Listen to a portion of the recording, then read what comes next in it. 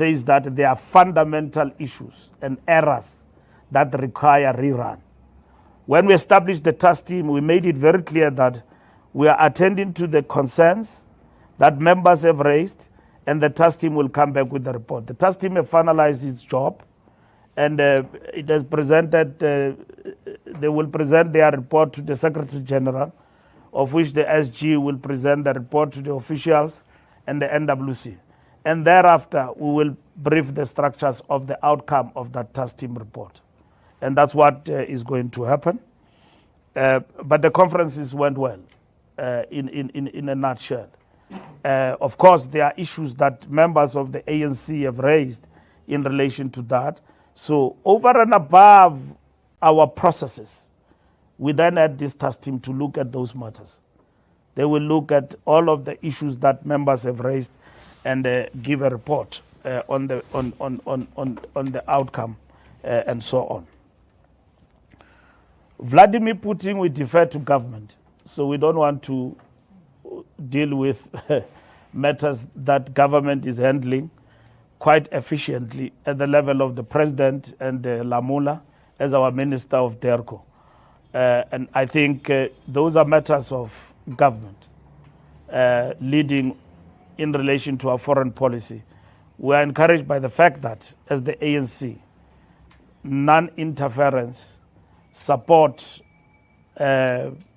peaceful coexistence among nations, which is the policy that our government is actually advancing in terms of engaging with this situation. That's what we support in this regard. And we think that, which is what we have reflected in our statement, that the president and our government is doing a great and a very important work in relation to the Russia-Ukraine conflict. So as for what Vladimir Putin, President Putin, is saying in terms of his engagement with EU leaders and President Ramaphosa, I think Vincent Magwanya and government can respond to that. I'm not their spokesperson. I can only relate to the matter if ever it veers from our beliefs as the ANC in relation to matters of international relations. Newsroom, Ramaphosa failing to provide leadership. You must always analyze the quarters of people who say the president is failing to provide leadership. First and immediate will be our strategic opponents. Now, when you are an opponent, it's very easy to criticize. Your role is opposition. You are not in the inside where things are happening. It's understandable. It's most welcome. And then secondly, you've got the national debate and the national discourse, plurality of ideas. Our society is robust in its very nature in terms of ideas and thinking. And so the attitude of us in relation to society broadly will be what is constructive that need to be observed, that comes from this plurality of ideas, divergent views about this criticism. Now, you listen to the criticism, sometimes you don't get as to what is this criticism from sections of our society about the president, which not all, even future president, even if the president may not come from the ANC, will not be loved by everyone. But let's look at what are the fundamentals. This country confronted, when Ramaphosa came in, economic meltdown, big corruption, projected even till today in the public discourse. And then whilst we're dealing with economic recession, global recession, and all of that that affected us, we then had to concur with COVID-19. Now, the question is, how did Ramaphosa's administration when he came in, dealt with those issues. Of course, first, we'll admit that we are not making headways in terms of the economy, which is key, because the economy must create jobs. The economy must do a whole lot of things in order to cushion its citizens. Not everybody wants to be on social security net. People want to work. And then government has got to create these opportunities, working with everybody to create jobs. So we must admit that we've got to accelerate on the question of industrialization as part and parcel of our interventions in the economy. We agreed that must happen. And that agenda must be felt by everybody. We have seen industries disinvesting in our country and all of that at the moment when we thought they will actually come in numbers and invest in our economy. Will you say the president, the seventh administration is failing in that? They are not doing anything about it? I think the critical question is to what extent our social compact, private sector, business and labor, is actually finding expression in the industries to create jobs for our people. And that is what government must roll up the sleeves, all hands on deck to actually accelerate. What have we done with regard to the fight against corruption? We have done a lot. And an account is being given. You might not see people in red overalls, but billions and billions of rands have been recovered. Assets have been freezed of those who are implicated in corruption. Of course, South Africans want to see prominent kingpins implicated in corruption behind the bars. And that's one aspect that means strengthening of institutions of the state, which have been eroded over time, remains critical in terms of this work. NPA, the Hawks, and all of that need to be strengthened and supported in this fight against corruption. Criminal elements who are implicated in corruption and all of that are sophisticated. You can't have a state that does not have a capacity to bring them to book. And that is why in the reshaping of institutions that have been eroded over time, bringing back scorpions not in name have actually been effected by government. COVID-19, we have always said that the effects of that, we'll see them in the long term, and we are grappling with that. If you go to Sandton now, and then you look at the shops there that have closed down, just in Sandton, if you walk around there, since COVID-19, they've not come back. And the biggest hotel, Michelangelo, and all of that is still closed. It's since closed since COVID-19. So we have said that the ripple effect of that, we'll see it in the long term. But there are positive spin-offs that we see in terms of the economy, in terms of the social compact, that are going to bring back these industries and ensure that there is boom again in the economy. Unless we are able to answer that question and answer it convincingly, otherwise everything else will just become a paper, a resolution.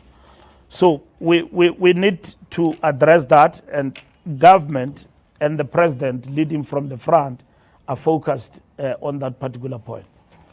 Building social cohesion in society and all of that, that program continues in our country under the leadership of the president and the seventh administration.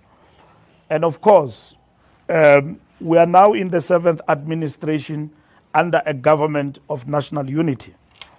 And we need to address all the challenges, understanding very well that we are not alone in government. We are with others with divergent and different views in government from what we're pursuing and what we're pursuing as the African National Congress. Coming to the question, and the leadership of the president and of government will always be under scrutiny at all times. It will not only end with one answer in terms of the leadership of the president. It will always be under scrutiny in terms of the good work that government does going forward, and that will reflect on the president and so on. So that work is continuing, whether good or bad, but the scrutiny of leadership of the country, that will always be done. Even if leadership is doing good work, there will be those who say we don't see what is happening in our country. Whereas there is a lot of work that is being undertaken, including in the fight against corruption in South Africa. Steps against Senzo, Malusi, and I don't know why you add Naledi Pandor, because I think you are just distorting what Sis Naledi was saying yesterday. Sis Naledi was reinforcing ANC policy in a public platform, talking about the values of what is expected from ANC members. In the platform where she was talking about Istwalandwe, Umamu Gertrude Shope. So she couldn't have said anything other than what she had to say there, which was correct. That we need a new cadre of renewal, which is correct. What Mena Lady was saying there. So I read in the newspapers, they say no, Naledi must be disciplined. For what? Because she's saying the right things. That the leadership of the ANC and its veterans are expected to say and to remind us all the time that these things have got to happen. Not a leadership that says that you are failing. The leadership that says stay true to Gertrude Shope. For what Gertrude Shope stood for. That's what Mena Lady was saying. Unless Mahlengi can educate me better, that indeed Mena Lady deserves a reprimand. But I listened to her, and there's nothing to reprimand there. It's correct. It's what the ANC stand for, is what the ANC must do. Now, all other leaders of the ANC must reinforce the message of the ANC. And members of the ANC and leaders must speak to enhance the good standing of the ANC. Let's start with Naledi Pandor. Gertrude Shope, celebration, 100 years of Mam Gedi, our stalwart, Istwaland. Great remembrance. Women of the ANC and society are there. What are you going to say there? You are supposed to be reminded of this person, what she stood for, and what we need to do. Media was quick to counterpose and distort and use AI about what Mama Naledi was saying when he was talking about leaders and what is expected of leaders, and that leaders must provide answers, and then they must lead from the front, and then they said Ramaphosa. And whereas he was challenging the entire leadership of the ANC and say, we are supposed to provide answers to the people. Isn't it what is expected of us? That is correct. It is expected of us that we must provide answers to the people at all material times, starting from President Ramaphosa downwards, leading from the front. President Ramaphosa can't provide answers alone. He provides leadership from the answers that are given by the collective he leads with. And if President Ramaphosa come across as not giving answers, it's a reflection on our collective as a leadership. If anyone were to say that, it's a reflection on us as a leadership. And in this particular instance, to very complex issues that confront us as a movement today, it is important that the leadership must be agile, must be dynamic. And we can only do that through collective brain, not alone. Coming together and say, here is a problem of unemployment. How do we overcome that? And then if leadership have reached inertia in terms of thinking, ceiling, then it's a reflection on the common, it's a reflection on the leadership. So, Mama Naledi Pandor did not veer anyhow from what is expected from her as a leader and a veteran of the ANC. She spoke like a veteran on the occasion that honored the veteran of the ANC. In my view, she was not even most quoted, she was distorted, to say the least. Because if you take a piece of something from what somebody says and then put it in a gossip column, you will not get the result. Look at it in its totality and the context of what this person was saying. I've listened to her. She said all the right things of what needs to be done. She was not critical of the ANC. She was in fact articulating the renewal project of the ANC. Now, if you are a member of the National Executive Committee of the ANC, the NEC takes a decision and say, GNU is a tactical maneuver and intervention. NEC, you are a member. And then the media says, you said this GNU you did not agree with. You don't want it. You don't want the DA. Who likes the DA? We don't like the DA. We don't like the GNU. But GNU is a tactical maneuver out of many other options on the table. And everybody, as we characterize it right from the onset, that it brings on board not necessarily people who agrees, but it brings on board people ideologically who are on the opposite, including the DA. All the political parties who are there are ideologically on the opposites. Majority of them are opponents of the ANC, including the DA, Freedom Front Plus, and all other parties that are there. Very few chose not to come in for their own reasons. But we have said as the ANC, GNU is not a strategic end, it's a tactical maneuver. It means at some point it will come to an end. If it comes to an end, the GNU, because others decide to withdraw, all of them, and leave the GNU, that will be fine.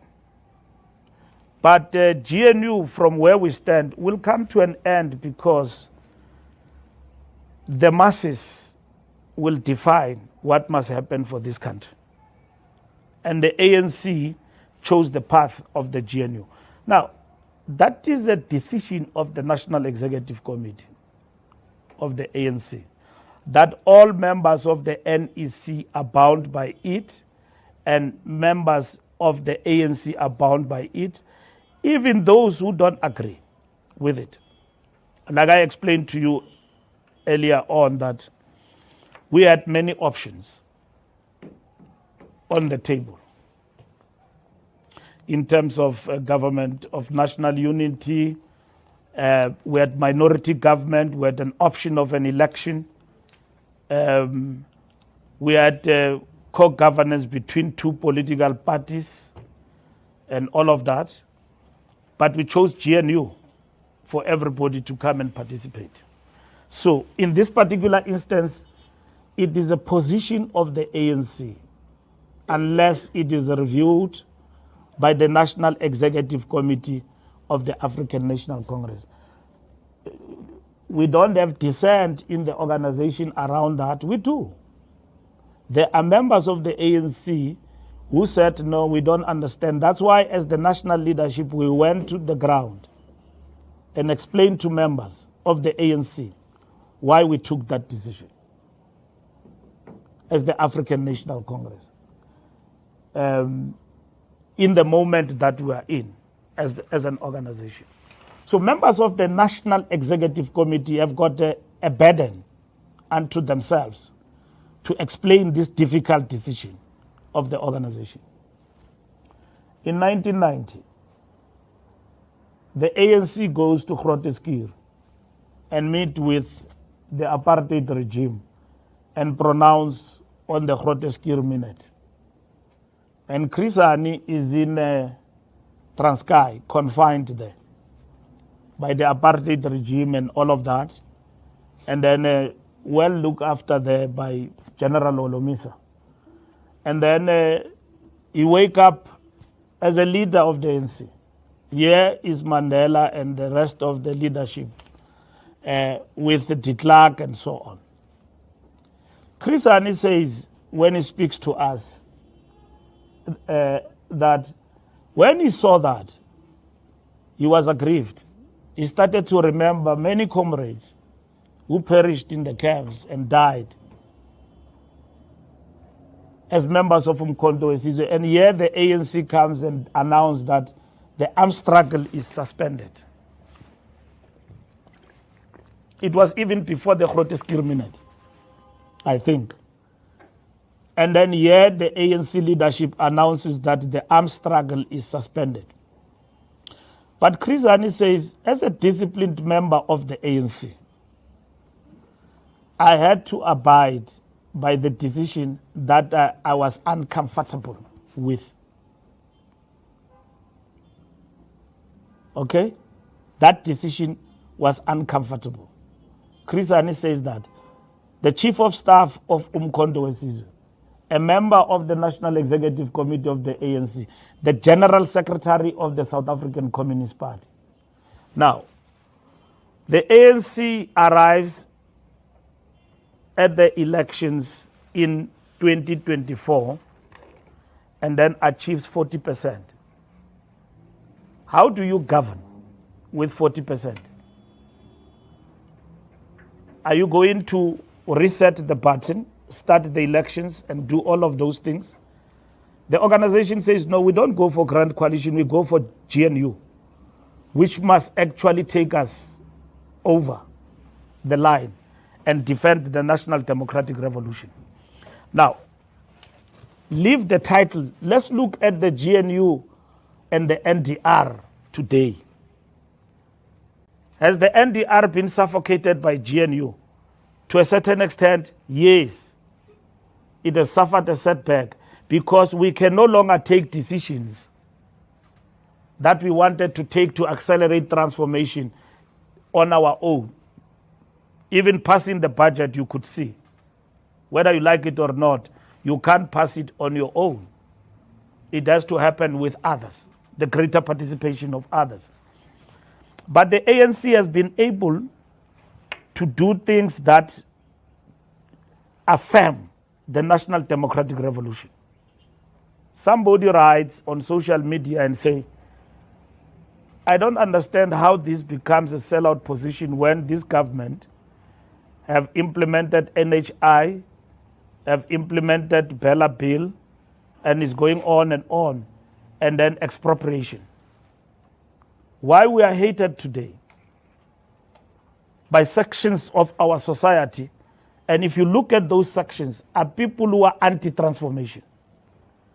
And under the government of national unity, the ANC with its 40% have held on to the acceleration of transformation, which we call the National Democratic Revolution in South Africa.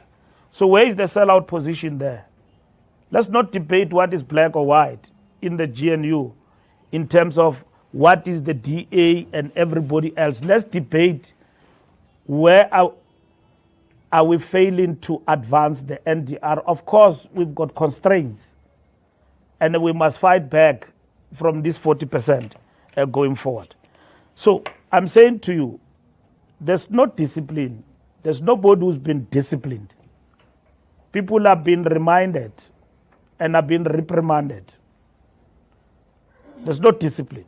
If we take a person to a discipline, is when we take somebody and then charge that somebody.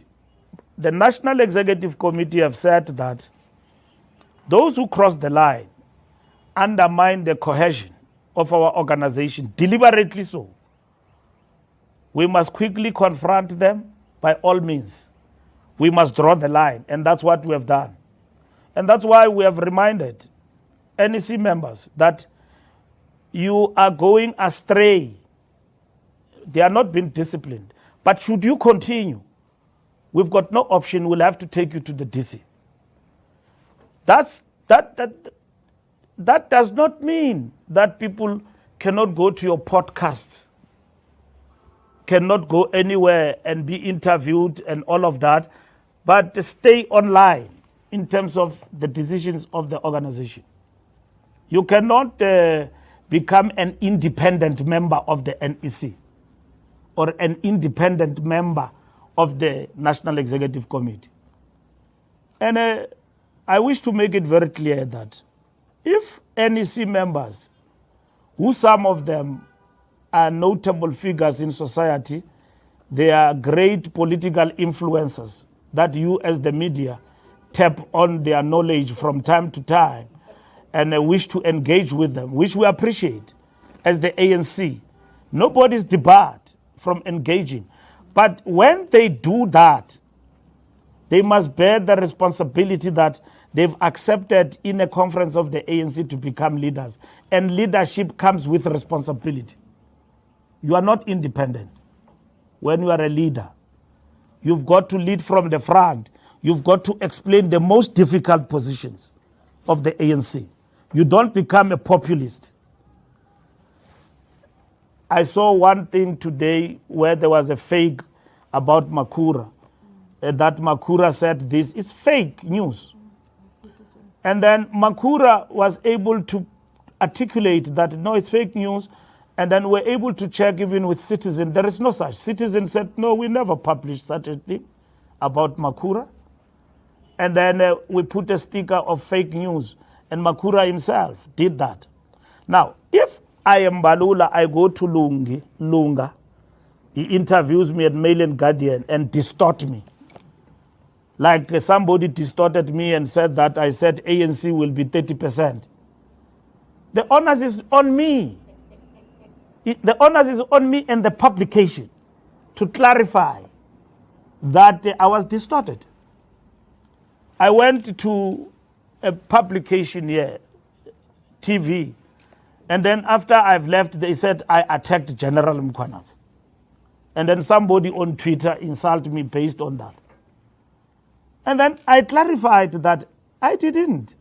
I said what Mkhwanazi is raising borders on lawlessness for the country and a banana republic, and it must be investigated. Not Mkhwanazi. Maybe English, we don't understand it properly, all of us. But that's what I said. I said that the things that he's talking about suggest lawlessness and borders on us being a banana republic, and that must be investigated. And then somebody said Mbalula is attacking Mkhwanazi. He says that Mkhwanazi, Mkhwanazi is promoting banana republic and everything. And that was clarified. I was interviewed, not Mahlenge, me. I've got a responsibility with the publication to clarify that matter. So I cannot clarify matters of NEC members and their statements in secret. They must, if you are misquoted by a newspaper, write a statement and say, Lunga, SAPC, you misquoted me. And that is why I am defending Naledi Pando here today, because she said all the right things on behalf of the ANC. As a veteran, I'm very proud about what she said. That's what all leaders and veterans of the ANC must continue to say, especially on platforms like those. If you tell us as a movement, for instance, which you are on the platform of Mama Katie, you've got to say the truths and constructively. And that is what it is. And that is the renewal program of the African National Congress. But you can't be an independent member of the National Executive Committee. And members of the NEC said, we must deal with that particular matter. UFM, I've clarified the issue of Naledi Pando. Reset on the GNU button. We are going to reset the GNU button. We are mandated by the NEC to do that. We are going to engage with our partners in the GNU about resetting the button. We said we are going to do that post budget. We have not done that. We are going to engage on that. We've got to revisit the statement of intent and a whole lot of other issues. So in the next 2 weeks, we are going to be engaged in intense discussions. We don't have a GNU with one party. You can have ANC and maybe followed by DA and others, but we've got a GNU of 10 political parties. And that's where we are going. And then we will also engage with those who are not part of the GNU. And that's what is important for us. But resetting the button means talking to everyone. Mail and Guardian, polls. We are not arguing with polls. But if, as newspapers, you take a DA poll and then you call it a DA poll, and then you say the DA says no, Paul says this, and I saw Helen Zille was saying that that is inaccurate. That's what we are attacking, not polls. And we simply define the fact that other polls, we know where they are embedded. They are not as innocent as they are. You know, they come from different think tanks. It's like going to university, you are taught by a professor who believes in neoliberalism, or a lecturer who believes in neoliberalism and all of that. You will not be in a position to dissect that this is neoliberalism. You may get degrees and all of that and so on, but what we have been taught is neoliberalism. And you need to acquire knowledge and skills in order to be in a position to say, but I hold a different ideological perspective from this. I don't believe the world will realize equitability through this ideology. Okay? We differ from there. Others are left, others are right wing, and all of that. But so what we are able to dissect is that we've got the tools of analysis that enable us to see what is neoliberal, what is left, and all of that. And me, I subscribe to this. And some of these policies and ideologies have failed elsewhere. And in this particular instance, we had to go back and reset the button to say what is the best going forward. Even countries have evolved and so on and so on. So we need to understand that polls, Lunga, are not as innocent as they come. But as the ANC, we reiterate the fact that we don't argue with polls. And what we are challenging is the DA poll that seeks to affirm themselves and promoted by the media as holier than thou. It's quite interesting that you wake up on a Sunday, a DA poll is in the front page of a newspaper, and then it says that the ANC will get 30%, and it comes from a particular stable. Isn't that interesting?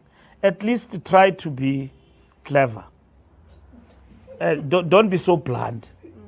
You know, a reputable newspaper promoting a political party poll and say to society, ANC will get 30%. What's that? Where is your non-partisanship? Anisakwazi nozibamba. Siyayazi anisifuni. You want us to go down. But the fact of the matter is that you are now becoming blunt and you are frustrated, actually, that this ANC is still around. Okay? We will fight for our position. It's not a given that the ANC will stay at 40%, it will not go down, or and all of that. We know as the ANC, it's not a given. We've got to work for our people and harder. And that is why we are even hard on ourselves, even about our own behavior. By our cadres who are going wayward, we are harder because we've got to come back.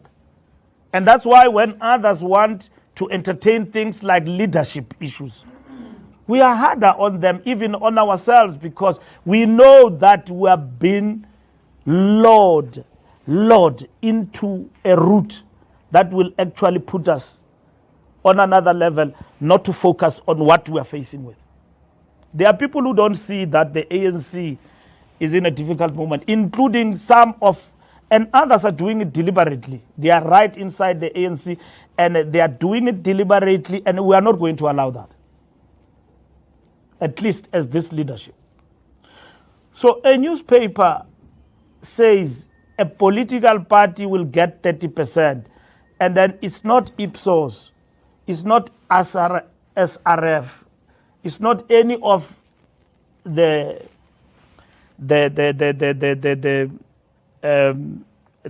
research institutions out there. It's a political party. So will you, if I give you a poll, Lunga, you ask me, what does the ANC poll? We are starting from September. We'll be polling. Will you take my polling and put it on the front page of Mail and Guardian and say the DA is polling at 10%?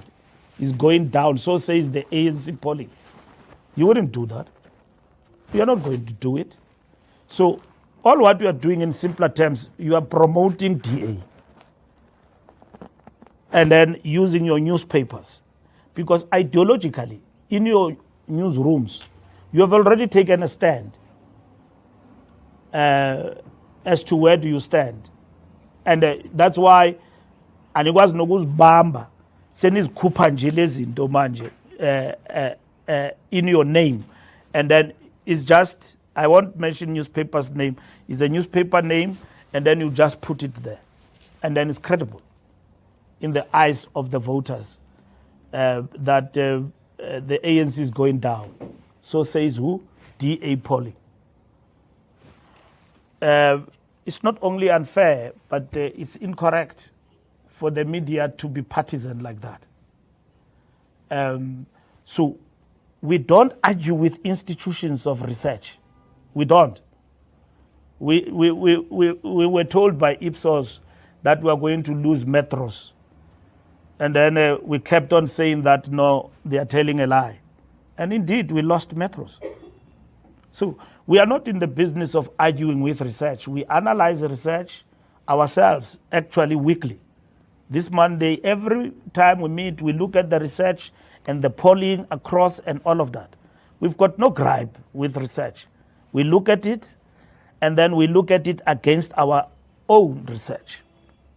And that is why we are able to do certain things, because the research of the ANC tell us a particular story, and that is it.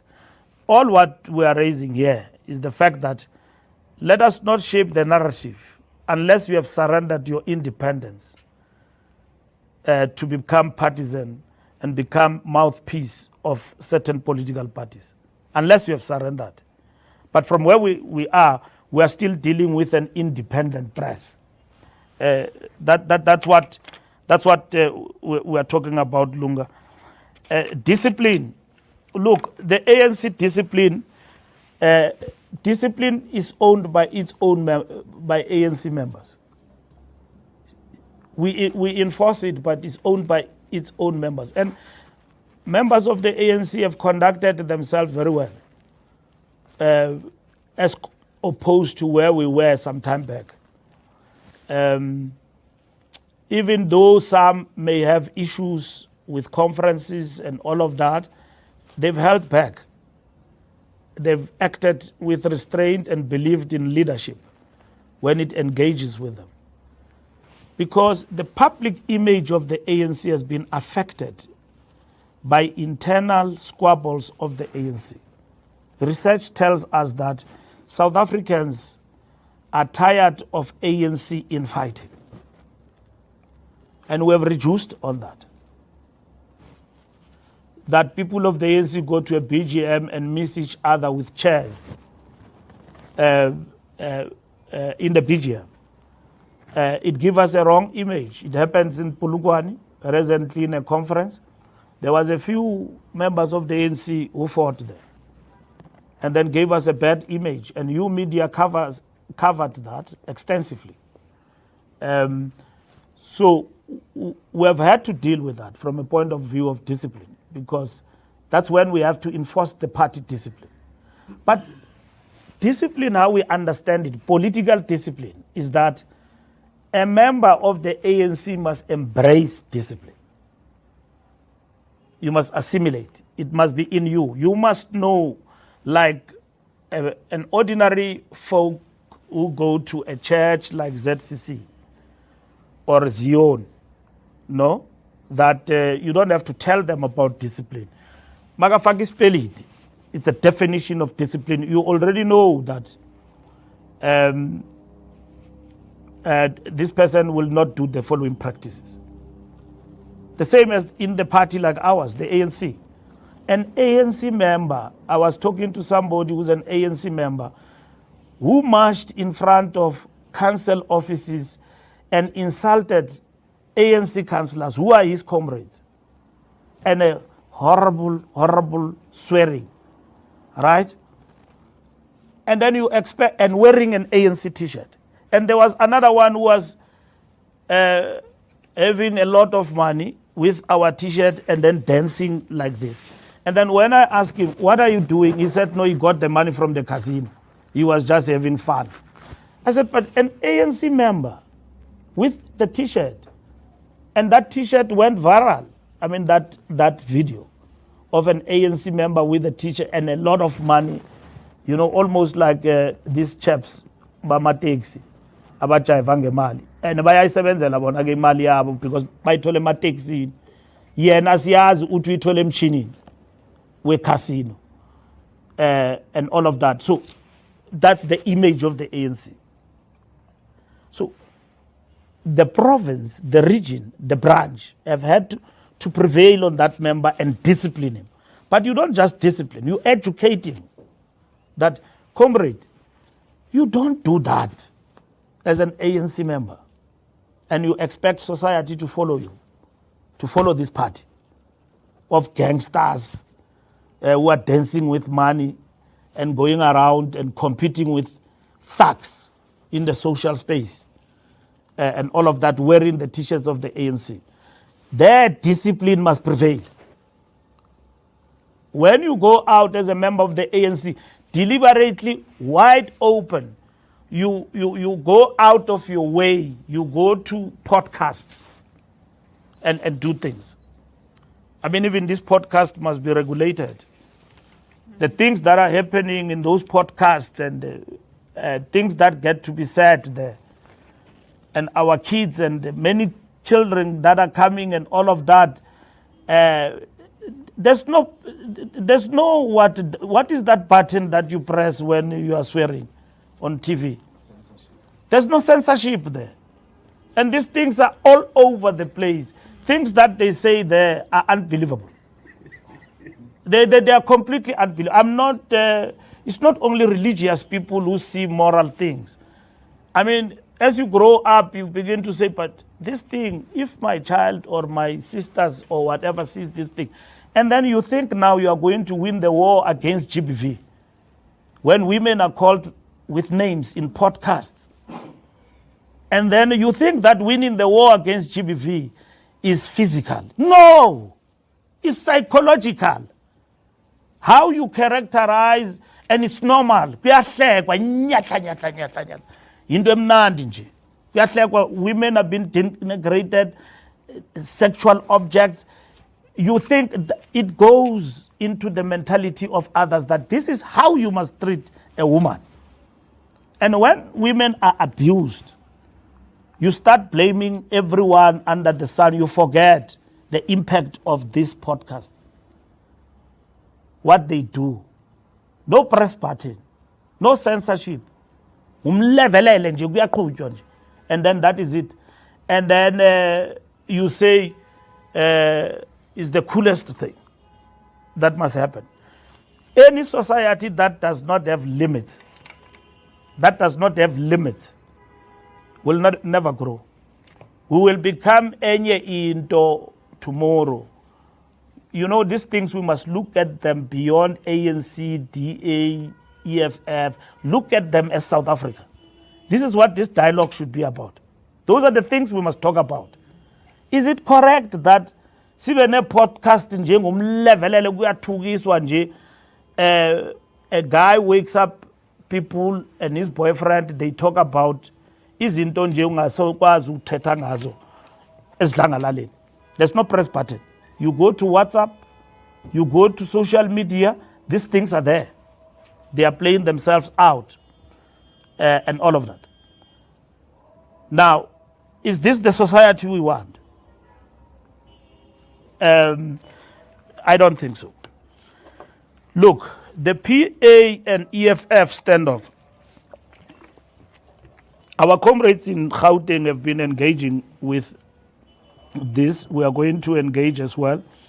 We don't understand this standoff because Kenny resigned in the municipality and left a position of transport that belonged to PA in terms of agreement of a coalition government in Johannesburg. So when Kenny leaves, PA brings a replacement to Kenny. Why then there should be a fight about who replaces Kenny in the position of transport? We must settle that issue among ourselves as partners in Johannesburg. EFF, ANC, PA, and everybody, we need to talk among ourselves around that and sort it out because it's an unnecessary fight. If somebody lives in a government where you have agreed that we're going to form a coalition among ourselves and a certain minister leaves and all of that, the agreement is between the mayor and the coalition partners that we will replace you with this person because the resignation of Kenny as PA leader in Johannesburg was voluntarily. So PA will bring their person and they will expect that the person they bring in will continue that portfolio. So this is not a winner takes all, it's a coalition government. So we must respect each other, especially as coalition partners. So that standoff is not understandable from far, but comrades have been engaging about that, Hope Papo and all of them. I've answered the Limpopo conference. I can see you are very interested in that conference and those conferences, but I've answered that question. Yes. Very interesting. Yeah. Thank you very much, members of the media. Thank you. SG, we are attending the discussion. One-on-ones are available. I don't like when you walk out in my press conference. And I'm going to reveal what I had outside between you and Lunga. Yeah.